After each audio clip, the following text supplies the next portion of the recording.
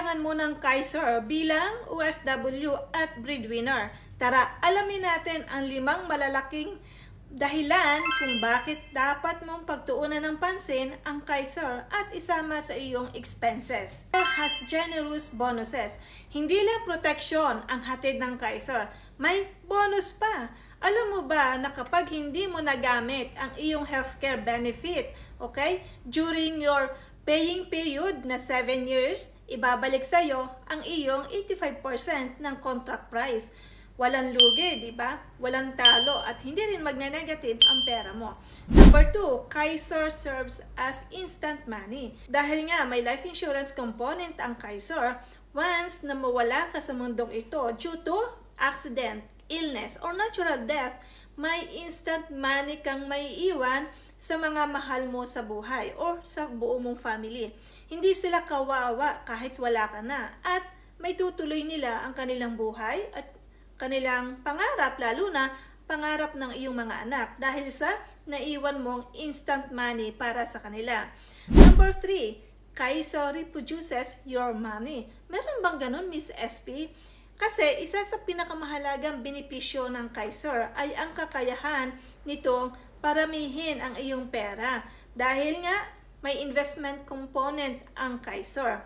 Sa tamang pag-iipon at pag-iimbest, maaari mong palaguin ang iyong ipon at magkaroon ng financial peace of mind in the future sa pamamagitan ng Kaiser. Number 4, Kaiser protects you against bankruptcy. Alam mo ba na isa sa mga dahilan kung bakit nababangkrap ang maraming Pinoy, lalo na ang OFW, ay dahil sa major illness. Sobrang mahal magkasakit sa Pilipinas.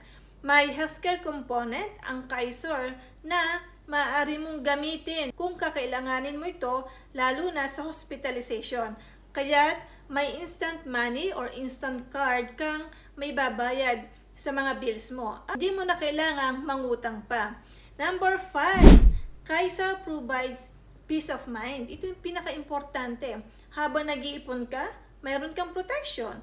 Habang nag-iipon ka at bigla kang magkasakit, may healthcare kang magagamit. At kung sakali namang tumanda ka na katulad ng matatanda dito sa Israel, may investment component ang Kaiser na nangangahulugang magtatrabaho para sa iyo. Kaya naman, hindi mo na kailangan na mag-alala sa pagtanda mo, sa pagkakasakit mo, at kung sakaling kunin ka ni Lord.